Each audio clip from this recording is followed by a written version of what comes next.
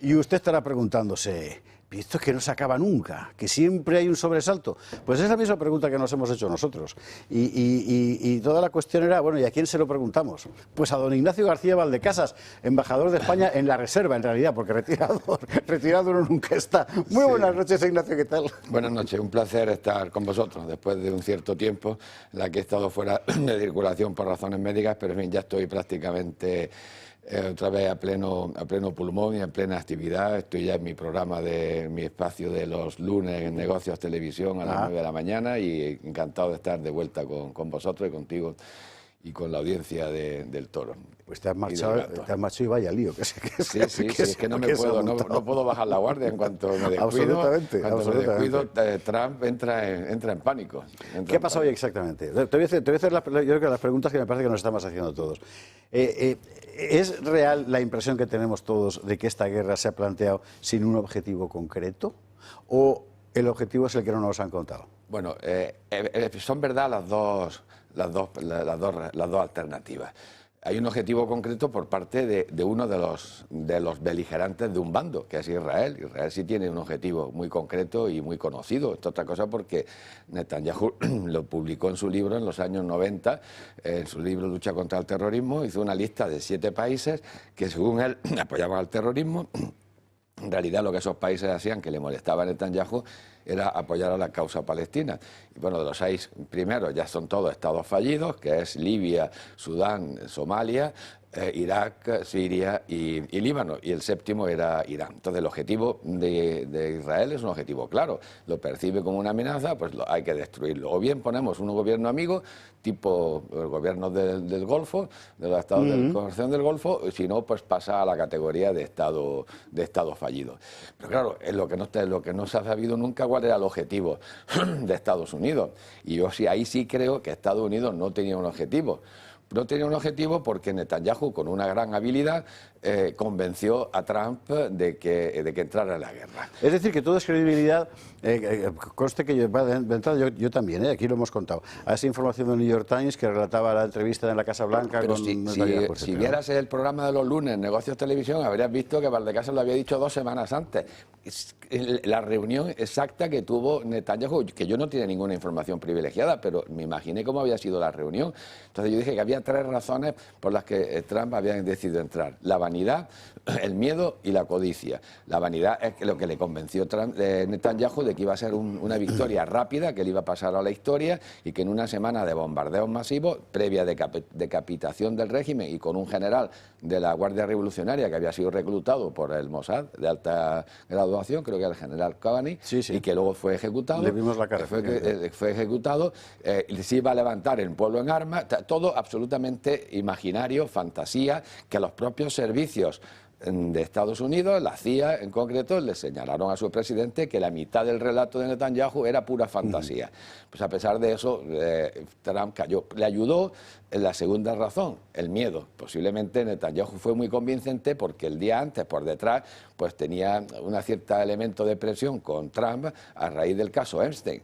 Es posible que lo tenga. Entonces eso ayudó a Trump a tomar la decisión en base a la vanidad. Y la tercera, que eso es imposible sacarlo de la mente del Taur, es la codicia. Entonces, lo mismo que había hecho con el petróleo de Venezuela, pues por su imaginación, estoy convencido que pasó vamos a apoderarnos o vamos a controlar el petróleo y el gas de Irán, y lo dijo, y luego además vino a decirlo. O sea, que luego lo ha dicho, efectivamente. O sea, la primera razón, 2 semanas después de decirlo yo con José Antonio Bittner en Negocios Televisión, vino el artículo del New York Times, donde la reunión que yo había imaginado la relataba con todo lujo de detalle y que la había filtrado sin duda el entorno del vicepresidente Trump. El chantaje lo confirmó Tucker Carlson en uno de sus podcasts con millones de visualizaciones, preguntándose, una pregunta teórica, preguntándose si estaba siendo chantajeado Trump. Y luego la codicia la confirmó el propio Trump, que dijo: vamos a ganar, vamos a controlar el petróleo y el gas y aquí todos nos vamos a hacer ricos, los iraníes y también los Estados Unidos. Y la prueba del 9, desde mi punto de vista, fue la dimisión de Joe Kent en antiterrorismo. Claro. Bueno, y la situación que se ha creado ahora, exactamente cuál es, porque Irán no puede ser un Estado fallido, salvo que quede arrasado por una explosión nuclear. Es un Estado muy organizado desde hace muchísimo tiempo.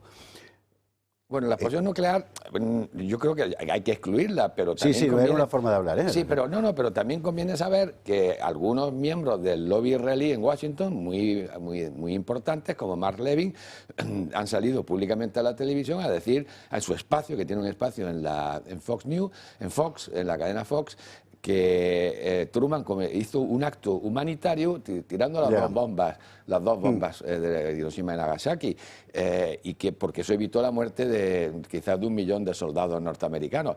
Claro, eso más una intervención de Vance, que tiene el vicepresidente, que tiene que hacerse perdonar el haber tenido razón oponiéndose a la guerra, y por eso lo ha mandado a dirigir las negociaciones aquel que estaba en contra, de una perversidad extraordinaria por parte de Trump, y lo que quiere es quemarle.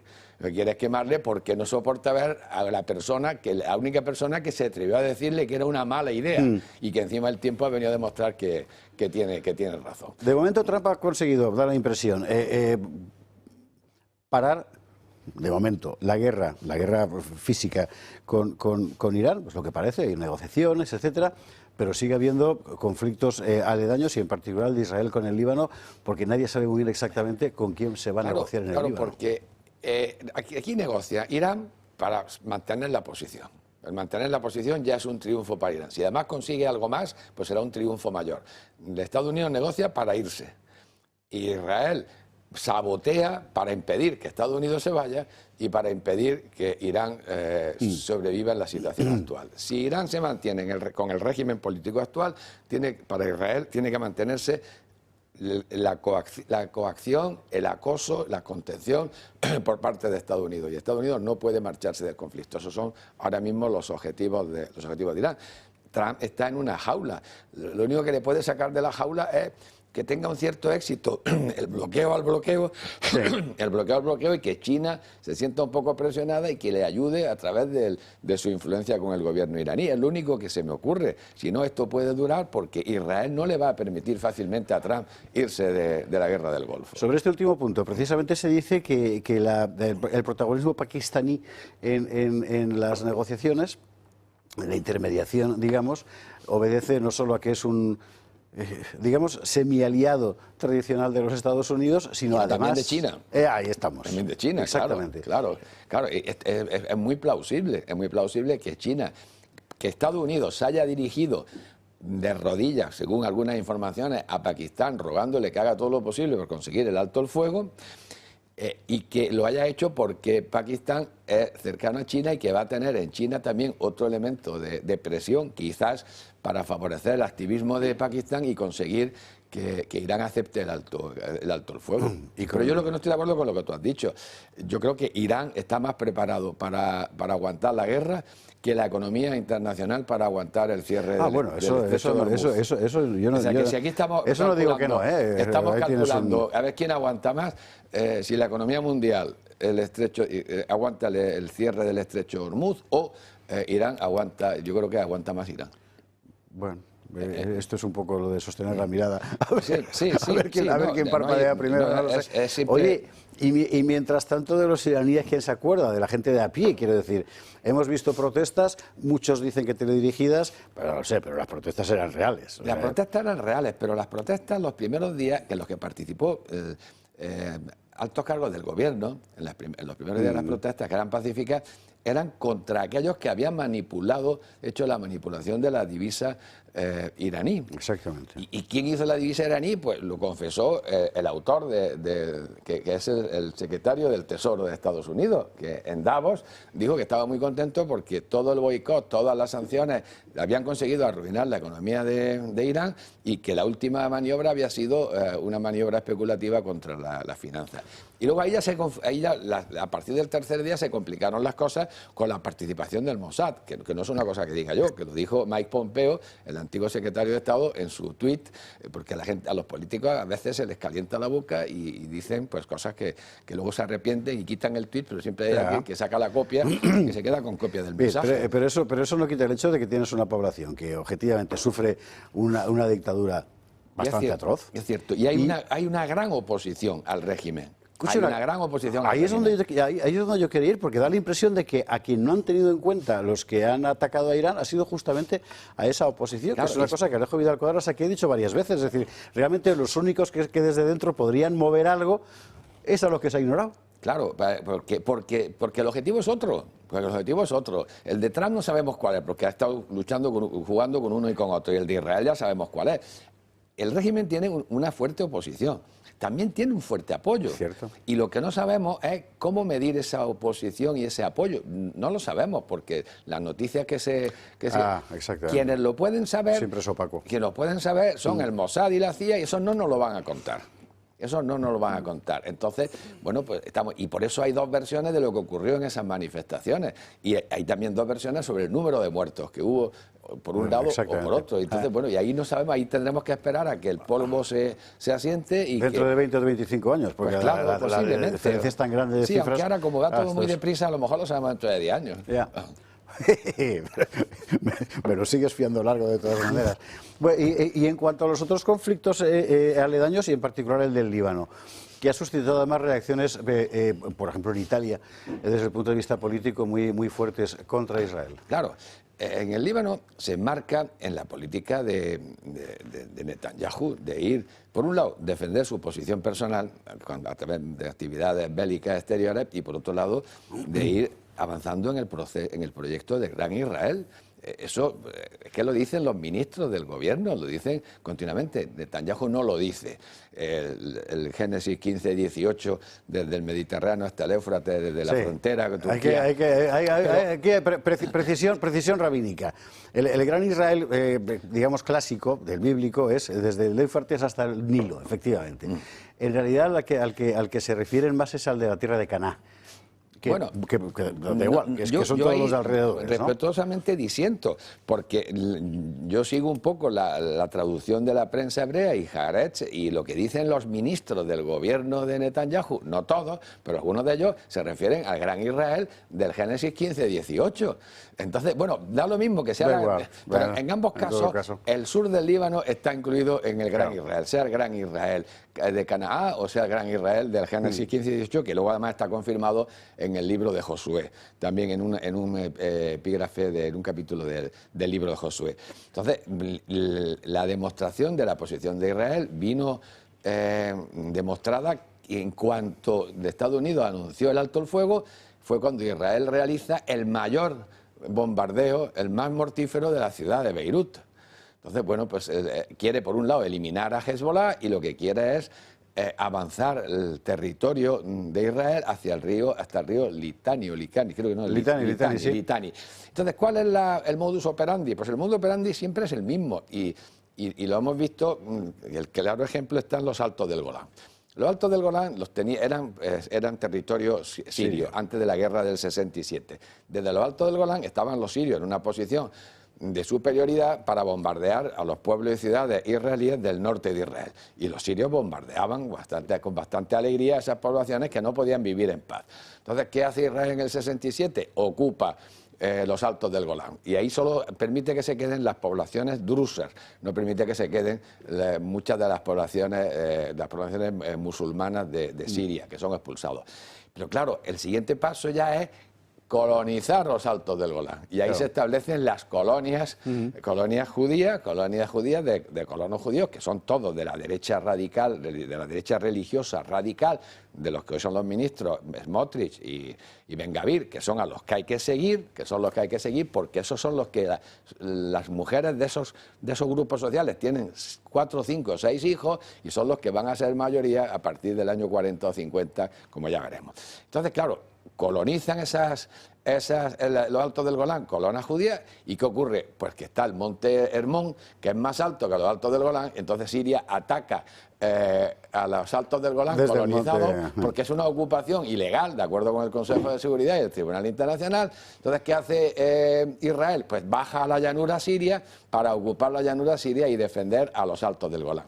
Y como no era suficiente, ahora lo que han ocupado es una parte del monte Hermón. Y eso es lo que va a ocurrir en el Líbano. Esa es la mecánica, que ya es casi automática, con la que Israel pues va poco a poco aumentando su territorio y su soberanía. Bueno, esto quiere decir que el asunto no tiene solución. El asunto palestino y de Israel, Líbano tiene mala solución, porque además está el yacimiento de gas, un yacimiento muy importante de gas, que por lo visto a quien corresponde la mayor parte es a la fachada litoral de la Franja de Gaza. Exactamente. Y eso, pues claro, es también un tema... Es un elemento también para entender un muchas de las dato muy cosas que pasan. importante para entender lo que pasa. Bueno, y ahora vamos a ver una cosa. Y dentro de todo esto, la posición española, ¿qué te parece? No me refiero tanto al hecho de que se tome partido por unos o por otros, o que se exprese cierto desapego hacia la política norteamericana, como a la exhibición propagandística de la posición. Yo creo que la posición del gobierno hay que analizarla en cada tema concreto. La posición del gobierno ante el conflicto Israel-Palestina, el conflicto Israel-Líbano y la guerra del Golfo. Yo he sido y soy en algunas ocasiones crítico con este gobierno, pero yo siempre he sido partidario de que era necesario reconocer al Estado palestino, y lo vengo diciendo desde que me jubilé en público. ¿Por qué? Porque lo que no puedes hacer es solucionar un conflicto, y a nosotros lo que nos interesa es la solución del conflicto, porque el conflicto crea inseguridad, inestabilidad en el Mediterráneo y crea las olas de terrorismo, las olas de inmigración descontrolada. Para nosotros el objetivo esencial sería la solución del conflicto. Y lo que no va a solucionar el conflicto es cuando tienes dos partes en conflicto, una parte poderosa y una parte débil. Tú reconoces a la parte poderosa, tienes relaciones con la parte poderosa, le dices a la parte débil que lo vas a reconocer cuando llegue a un acuerdo con la parte poderosa. Eso es una trampa al solitario. Entonces, el reconocimiento de Palestina lo que sirve es para poner a las dos partes no al mismo nivel, sino buscar un poco el equilibrio o romper el desequilibrio. Esa posición que tú dices no es solo la del gobierno español, la del gobierno francés es muy semejante y la del gobierno italiano también. Claro.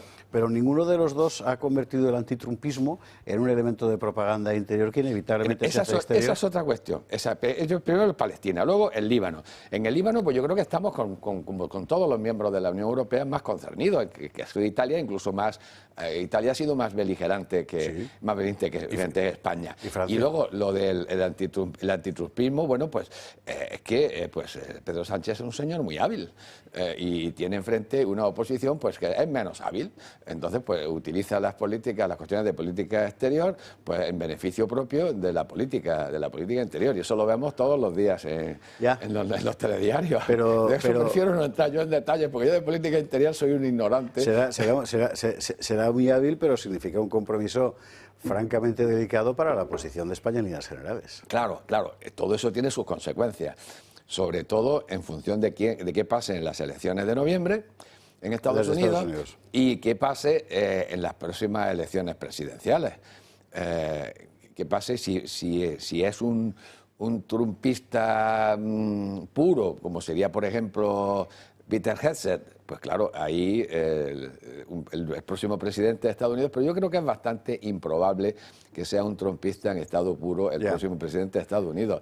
Yo creo que el candidato republicano pues va a ser o Vance o Marco Rubio. ¿Quieres decir que vamos a tener que soportar a Sánchez hasta esas elecciones incluso? Bueno, pues por lo visto, por lo que hacen los partidos de la oposición, yo la verdad no me atrevería. Ya te digo que yo en política interior soy bastante ignorante. ¿Qué te parece no me atrevería a hacer las previsiones que hago en política internacional. ¿Qué te parece el aprovechamiento chino de la visita de Sánchez para decir que España está a favor de la anexión de Taiwán? Es que China deben estar todas las noches durmiéndose llenos de placer ante lo que está pasando en el resto del mundo.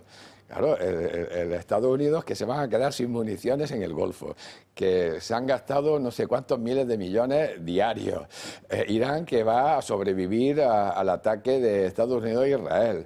Pues claro, deben estar encantados. Y encima luego hay algún miembro de la Unión Europea que se deja caer por allí y que hace unas declaraciones tan loables, pues más contentos todavía. ¿Y a nosotros dónde nos deja exactamente? Quiero decir, a España como país. Pues eso yo creo que depende también exactamente del antitrumpismo del que hemos hablado anteriormente. Depende de cómo. Ahí quizás dependa menos porque aunque ganen los demócratas no les va a gustar ese acercamiento de un miembro de la Unión Europea a China, porque no le va a gustar nada el acercamiento de la Unión Europea, sean republicanos o sean demócratas. Yo creo que ese es un tema bipartidista.